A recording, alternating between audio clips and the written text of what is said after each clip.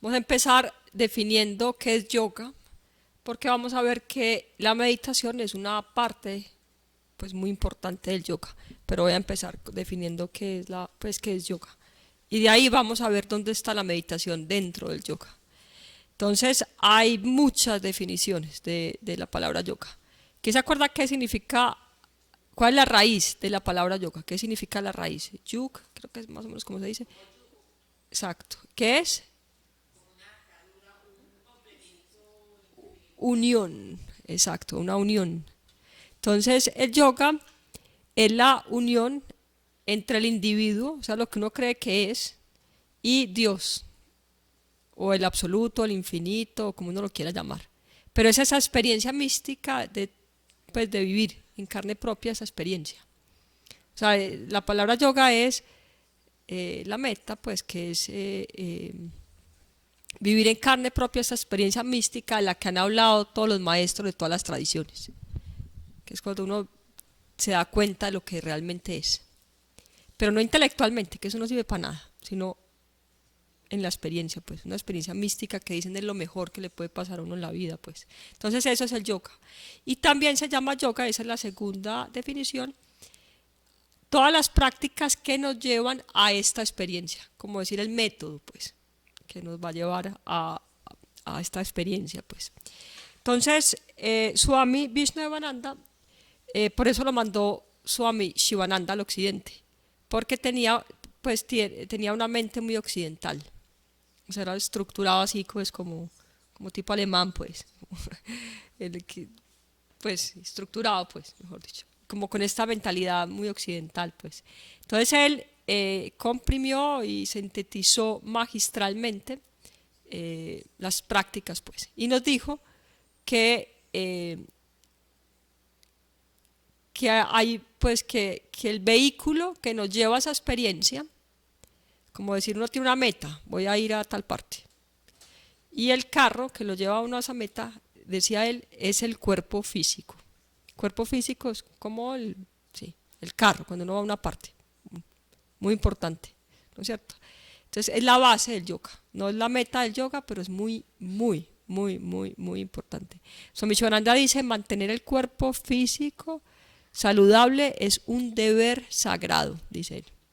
Porque es el barco, dice él, el barco para cruzar el océano del samsara. Entonces, súper importante. Por eso en el profesorado de yoga, lo primero que vamos a estudiar es la ciencia de la ayurveda, que es la medicina que enseña cómo mantener el cuerpo físico bien, que es súper importante, es muy, muy importante. Sin el cuerpo físico bien, no logra uno, diría pues en palabras como de Swami Shivananda, no logra uno lo que ven ahí abajo en el comedor, ni las metas mundanas. Si el cuerpo físico no está saludable, ni consigue un novio, ni tiene plata, ni nada, ni siquiera mundano, pues. Entonces, algo espiritual, mucho menos, pues. Esa era muy bien como la enseñanza de Swami Shivananda, era muy como con eso, pues. Entonces, él nos dice, eso es de Swami Vishnu, nos dice que hay 5 prácticas que debemos hacer todos los días para mantener bien el cuerpo físico. Es como decir, cuando uno compra el carro, yo no sé mucho porque no hago nada de eso, pero pues si uno es inteligente, hace el mantenimiento del carro. Entonces a nosotros nos mandaron con este carro acá y tenemos que hacer un mantenimiento para estar bien, para poder lograr todas las metas de la vida y lograr la más elevada, que es llegar a esa meta pues más alta del ser humano, pues. Y nos dice debemos hacer todos los días 5 prácticas para mantenerlo bien. Antes de esto, ¿cuál es el chofer de este vehículo?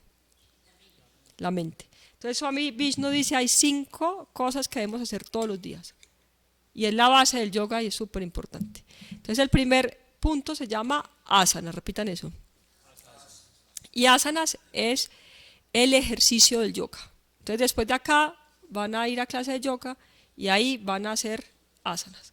Y en esta tradición enseñamos las 12 posturas básicas del yoga, que son las 12 posturas más eficientes del yoga. O sea, dicen los maestros, siempre decía 8.400.000, ya Meenakshi me corrigió, porque en unos textos decían 8 millones y en otros textos dicen 840. pero ya me clarificó muy claro que son 840 asanas. 840.000 asanas, que fueron las que enseñó Shiva. Y la historia es muy bonita, pero bueno, no voy a ir a esa historia. Él enseñó eso y después dijeron maestros que 32, creo que es, 32. Sí, para los humanos 84 son muy beneficiosas y de ahí después otros maestros dijeron 32 son muy beneficiosas. ¿Cuánto? 34 y después dijeron que las top 12 son estas 12 posturas, las 12 posturas más eficientes del yoga. Se hacen en un orden específico y esta práctica es, pues, para mí es como lo mejor que me ha pasado en la vida. Es impresionante el efecto que eso tiene, pues. Y cuando uno empieza a hacer diario, pues es una cosa impresionante. Entonces, eso es lo que van a hacer ahorita, pues.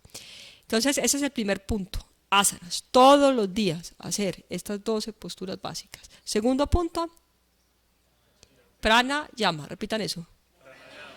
Listo. Pranayama es la respiración correcta, resumiéndolo, y tiene dos raíces, prana y yama.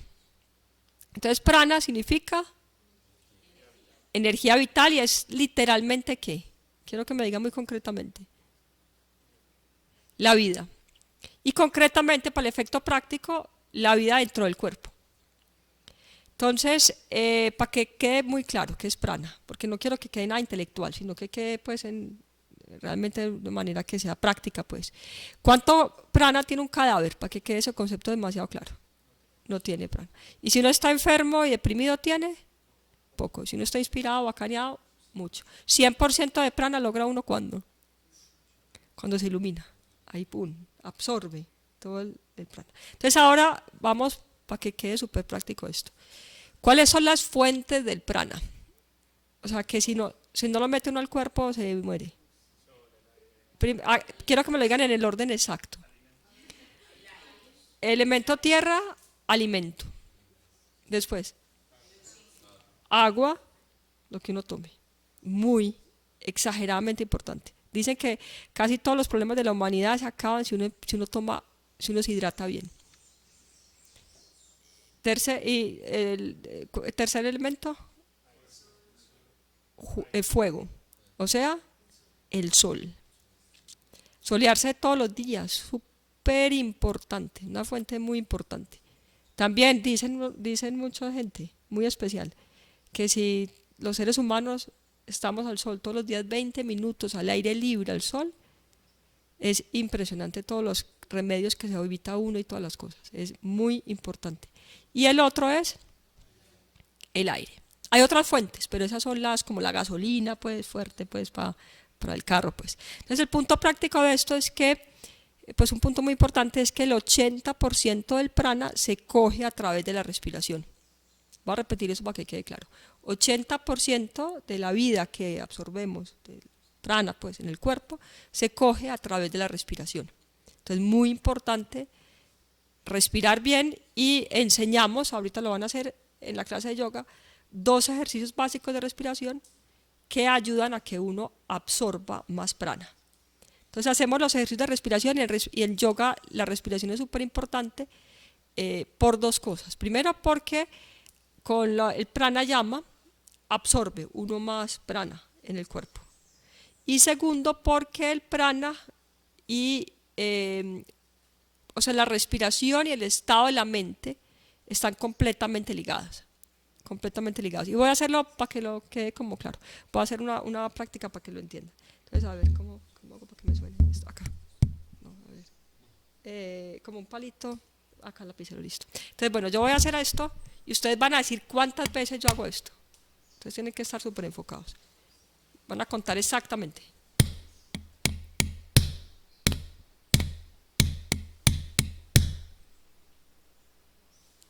¿Qué pasó con la respiración? Si observan bien, se para. O sea, si estaban de verdad enfocados, voy a ganar esto, pues, así como que uno se enfoca, se para. Y yo no les dije a ustedes, paren la respiración para que puedan atenderse ellos, sino que automáticamente se para la respiración. Entonces, el punto práctico es que el estado de la mente y la manera como uno respira están ligados. Por ejemplo, cuando uno está enamorado, respira de una manera. Si ustedes observan eso. Si alguien está bravo, respira de una manera. Cuando uno tiene miedo, la respiración es de una manera súper diferente, pues. Cuando uno está tranquilo, en paz, respira de una manera. Cuando uno se estresa, se bloquea, la respiración es de una manera distinta, pues. Entonces, el punto práctico de eso es que eso funciona al revés. O sea, que cuando uno cambia la respiración, cambia automáticamente el estado de su mente. O sea, que uno puede controlar la mente a través de la respiración. Y estos ejercicios de respiración, estos modos de respiración que se enseñan esta tradición, enseñó Swami Vishnu, inducen a la mente a la meditación, porque es muy difícil meditar con la mente por la mente. Entonces estas prácticas del Hatha Yoga nos llevan a eso. Tienen muchos efectos secundarios, por eso es lo que la gente hace tanto yoga. Y por eso se está expandiendo tan impresionantemente en el mundo. Porque los efectos son impresionantes, en la salud es impresionante, uno se vuelve avispado, pone la piel bonita, pues todo se vuelve más atractivo. Entonces pues la gente empieza a hacer yoga por todas las cosas. Pero la meta última es eso, llegar a la meditación. Ayer me estaba leyendo Hatha Yoga de Pradipika, de un maestro, pero teso pues en eso. Pues que lo estudiamos con ese maestro y ahí dice muy claro en ese libro, el Hatha Yoga es un medio para llegar al Raya Yoga, o sea, es un medio para poder entrar en meditación, a pesar de que tenga todos esos efectos secundarios, pues tan bacanos, pero realmente la meta es esa, pues. Entonces vamos con 2 puntos, todos los días hay que hacer ¿qué?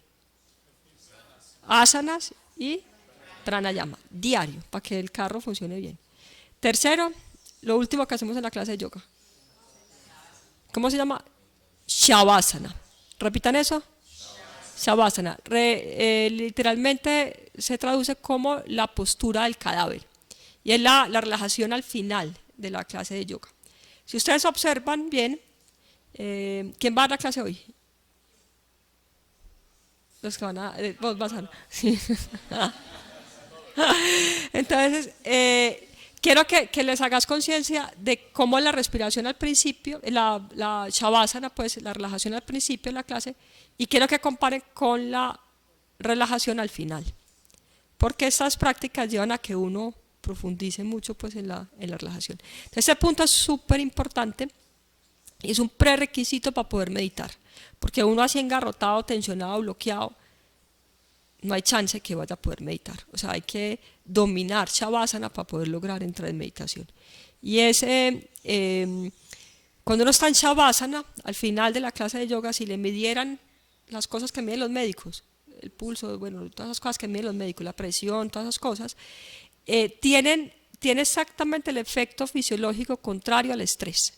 O sea, cuando uno está estresado pasan unas cosas fisiológicas, la presión se sube, no sé qué cosas, bueno, se bloquea la digestión, todos los procesos de regeneración y reparación en el cuerpo se paran, por eso uno se envejece y no se recupera y todo eso cuando está en estrés. Cuando en Shavasana pasa exactamente lo contrario. Entonces, para la salud es la panacea, pues. Y para el nivel pues, mental es súper bueno. Por eso dice Jorge Arango, que va a venir en estos días, el médico de Atman Yoga, él dice, el estado fisiológico de la paz es la relajación. Si logramos que muchos seres humanos, que es lo que estamos tratando, por orden de Swami Vishnu, pues, de que esto se propague, pues, y que haya una masa crítica de gente en el mundo haciendo yoga, se va a acabar pues se acaba la violencia. Porque cuando uno está tensionado es un peligro para la humanidad. Entonces, que uno se quite las tensiones del cuerpo es muy importante para que haya paz. Y indispensable para poder meditar. Entonces, vamos. Primer punto, asana diariamente. Segundo, pranayama. Tercero, shavasana. Lo que van a hacer en la clase de yoga. O sea, puede resumir clase de yoga. Cuarto punto, antes, alimentación. Alimentación adecuada, y en ese punto habla mucho la Ayurveda. Y tenemos un curso espectacular que se lo recomiendo mucho, que es como vamos a empezar el profesorado con el conocimiento de la Ayurveda, pues. Y una cosa muy importante es que sí es muy práctica para tema de la meditación es que se considera alimento no solamente, en el Ayurveda y en el yoga se considera alimento no solamente lo que uno come, que es súper importante, o sea, clave. En el Hatha Yoga de Pradipika lo repiten, pero varias veces, varias veces. Sin buena alimentación no hay chance que uno... Y afecta mucho la mente, que eso no está tan conocido. Todo el mundo sabe que la alimentación afecta al cuerpo, eso ya no se tiene que explicar mucho, pero afecta tremendamente la mente. Por eso los niños, si uno va a las escuelas normales, son como un manicomio. Uno va al colegio acá del pueblo y eso es como un manicomio, literalmente, o sea, literalmente. Y en las comunas que nosotros hemos ido los encierran como si fuera una cárcel, así, con candados, rejas, todo, porque son como locos. Y a esos muchachitos les quitan el azúcar y ahí mismo se calman. ¡Pum! O sea, se quitan esa comida industrial, mismo se calman. O sea, afecta mucho lo que uno come en la mente. ¿Sí? Para poder meditar es muy importante cómo nos alimenta. Pero no solamente se considera alimento la comida física, sino todo lo que entra a través de los sentidos. Todo lo que uno ve, todo lo que uno oye, todo lo que uno saborea. Pues lo que uno deja entrar a través de los sentidos. Entonces, por ejemplo, si uno, cosas muy lógicas, si uno ve todos los días 5 noticieros y se acuesta a ver una película de terror, pues trate de meditar, pues a ver si es capaz. Entonces es muy importante que dejamos entrar, no nos podemos dejar bombardear así como a ver qué pone, prender la televisión a ver con qué lo emboban a uno, sino estar como atento pues como con eso pues. Entonces vamos, primero asanas, clase de yoga, o sea para que se acuerden, después de clase de yoga se va uno a comer. Entonces ahí se acuerda. Y el último punto se llama pensamiento, en ese orden, pensamiento positivo y meditación. Entonces tenemos un curso espectacular de pensamiento positivo, no voy a hablar de eso. La meditación es el punto más importante. Y tampoco hablar de eso porque eso es lo que vamos a hablar en el curso. Pero todo lo que se hace en yoga es para poder entrar en meditación. Ese es el punto pues práctico. Entonces,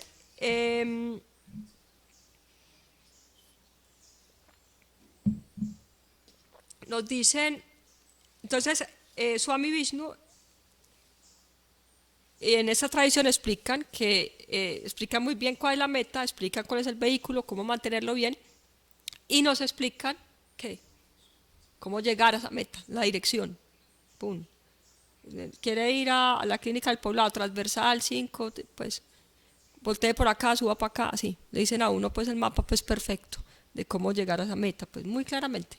Eso es magistral, pues como lo hacen. Entonces ellos dicen que, y no solamente los maestros del yoga, sino de todas las tradiciones espirituales, han repetido siempre lo mismo, que en esencia todos somos puros. Y que en las palabras yógicas, la esencia del ser humano y de todos los seres es Sat, repitan eso, Chit, Ananda. Sat significa eterno, infinito. O sea, quiere decir que uno ni se muere, ni se envejece, ni nadie se muere, ni nada. O sea, en esencia somos infinitos. Significa eso. Chit significa que somos conocimiento absoluto. O sea, que tenemos toda la sabiduría ya adentro. Cada uno es en potencia un genio, un ser grandioso, pues. Y Ananda significa que la esencia de nosotros es dicha, amor infinito, puro. Entonces, eso nos lo dicen en todas las tradiciones y siempre lo hemos oído. Pero, ¿qué es el problema? Que uno no lo experimenta. ¿Uno qué le sirve saber eso intelectualmente si uno no lo siente? Uno no lo experimenta, pues. Entonces, estos sabios nos dicen que no experimentamos eso por 3 impurezas que hay en la mente. Entonces, el ejemplo que ponemos siempre en el Yoga es el ejemplo del lago del tesoro, en el fondo del lago. Entonces, hay un lago. ¿Qué representa el lago? La mente. Y al fondo del lago hay un tesoro. ¿Cómo se llama el tesoro? El Atman, que es ¿qué? Sat, Chit, Ananda. O sea, la esencia de nosotros. Entonces, en el fondo del lago hay ese tesoro. Pero no lo experimentamos ¿por qué? Por 3 impurezas que hay en la mente. Entonces, la primera impureza se llama mala. Y mala es como el pantano. Es la impureza más gruesa, es como el pantano del lago. Entonces, nos dicen muy compasivamente cómo quitar esa impureza, obviamente. Entonces, ¿cuál es el camino que quita esa impureza? El karma yoga, que es el camino del servicio desinteresado. Estoy haciendo un poquito como distinto al orden como lo hago siempre para ensayar a ver cómo me va. Entonces, bueno, ese pantano, que es la impureza más gruesa, se quita con ese camino, que es el servicio desinteresado. Significa que en lo que uno trabaja, en lo que uno haga, no está enfocado en cómo voy yo ahí, como decimos acá en Paisolandia, sino en cómo puedo servir yo mejor al mundo, pues. Y eso quita esa impureza. Y sin quitar esa impureza es imposible meditar. O sea, dicen, en esta tradición es muy claro, o sea, ni se desgaste, pues, con técnicas y todo eso. Si uno no hace karma yoga, no hay chance de que uno pueda meditar. ¿Por qué? Porque ¿qué es la meditación? En el ejemplo del lago, claro que todavía no les he dicho todo el ejemplo, era mejor la otra manera de explicar, pero bueno, ya empecé así. ¿Qué es la meditación? ¿El lago cómo? Completamente puro, sin ninguna impureza y calmado, para uno poder sentir el tesoro. Ahí ya se vuelve una experiencia, que es lo que uno busca en yoga. Uno en yoga nunca quiere, un yogi nunca está buscando entender las cosas intelectualmente. Eso se vuelve uno más sabiondo y todo, porque no sirve para nada, pues. Lo importante es lo que uno pueda experimentar. Eso es lo que un yogi quiere saber. Yo cómo hago para llegar a esa experiencia. No que me cuenten que por fe yo crea que eso existe, no, sino cómo yo llego a esa experiencia, pues. Entonces, la primera impureza se quita con el karma yoga, que es eso, el servicio desinteresado. Hay otra impureza que es las olas en el lago, que distorsionan el tesoro, la esencia, pues. Y esas olas son la ansiedad, el estrés, como la incapacidad de enfocar la mente. Cuando uno no logra está uno acá tratando de poner atención, ay, fue madre, Medellín, no sé qué, tengo que llamar a no sé cuánto. Pues como esa preocupación, ansiedad, todo eso son las olas en el lago, pues. Y esas olas los calman dos caminos del yoga, que son Bhakti Yoga y el Raya Yoga. El Bhakti Yoga, lo vamos a explicar acá durante este retiro, son las prácticas del yoga que abren el corazón. Por ejemplo, lo sentí yo, por mi experiencia muy claramente, digamos, el canto cotidiano tiene un efecto muy profundo en los mantras. Y cuando uno, no sé, a veces se siente muy claro que hace un efecto, pues literalmente en el corazón, pues muy claramente, pues. Entonces hay unas prácticas del yoga que hacen eso, que se abre el corazón, que uno empieza a sentir amor incondicional, pues. Es un camino, pues, muy, muy importante y calma las olas de la mente, pues.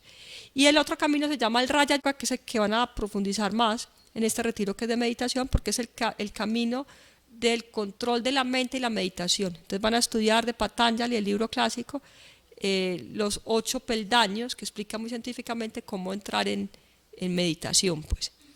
Y la última impureza se llama avarana, y es la impureza más sutil de todas, que es como decir, algunos maestros lo explican como cuando uno está Dios y uno, digamos que Dios está acá en el templo y uno está afuera, entonces está el vidrio pues súper limpio, transparente, pero todavía hay un vidrio ahí que lo separa a uno. Entonces es una impureza muy sutil, y esa impureza se quita ¿con qué camino?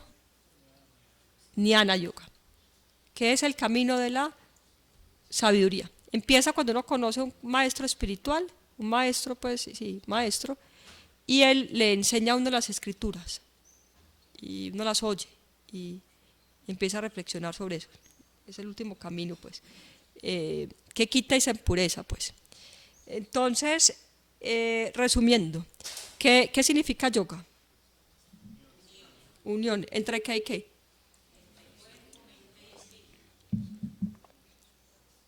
Hay muchas definiciones, pero ¿cuál fue la que dimos? Entre lo que uno cree que es y realmente es, o Dios. Entonces, es esa experiencia mística, pues, es esa meta. Se dice que el yoga es cuando uno llega a esa meta, cuando uno tiene esa experiencia mística, pues. Y la segunda definición son las prácticas que nos llevan a esa experiencia. ¿Cuál es el carro, el vehículo que nos lleva a esa experiencia? Cuerpo. Y el chofer es la mente, súper bien. ¿Y cuál es la esencia de nosotros? ¿Cómo se llama la esencia? Se llama el Atman. Y el Atman tiene tres cualidades que son Sat, Chit, Ananda. Sat significa que somos eternos, no nos envejecemos, aunque uno tiene como esa experiencia, pero nadie se envejece, nadie se muere, es una cosa pues increíble. Si estuviéramos conscientes de la verdad sería un paraíso pues todo. Lo segundo es que somos en potencia aunque un sabio. Y lo tercero es dicha y amor infinito, pues que es Ananda pues. Entonces, ¿por qué no experimentamos esta esencia? Por las impurezas que hay en la mente. ¿Y cuáles son los caminos que quitan esas impurezas? La receta pues ya son Karma Yoga, es el primer paso en el camino espiritual. No hay chance que uno logre hacer nada si no hace Karma Yoga. Puede hacer los cursos donde sea, se puede ir para la Conchinchina, hacerlos en sánscrito, puede hacer lo que quiera y nunca va a poder meditar. O sea, sí, porque ¿qué es la meditación? Quiero que quede súper claro. En el ejemplo del lago, ¿qué es la meditación?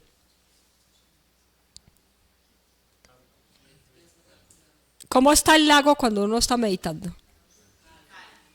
Calmado y limpio. Entonces ahí esa es la meditación. La meditación es que se purifica el lago de la mente y se calma. Entonces, ¿qué pasa ahí? Lo van a estudiar profundamente en el curso. ¿Qué pasa cuando eso pasa? Segundo Sutra de Patanjali, el sabio se hace consciente de su verdadera naturaleza. O sea, uno ya experimenta el tesoro. No que lo intelectualmente lo cree y que yo por fe yo creo, no, sino que se siente, es una experiencia, pues, que es a lo que queremos llegar pues en yoga. Entonces, la impureza más gruesa, el primer paso en el camino espiritual es el karma yoga. Significa no cómo voy yo ahí, sino cómo sirvo al mundo. Eso en esos días estudiamos en el Bhagavad Gita, pues cuando Meenakshi se fue, yo hice un día el capítulo 6, que es el capítulo de meditación, y el primer verso dice eso. El primer verso arranca hablando de Karma Yoga y enfatiza pues el Swami que ahí ve uno.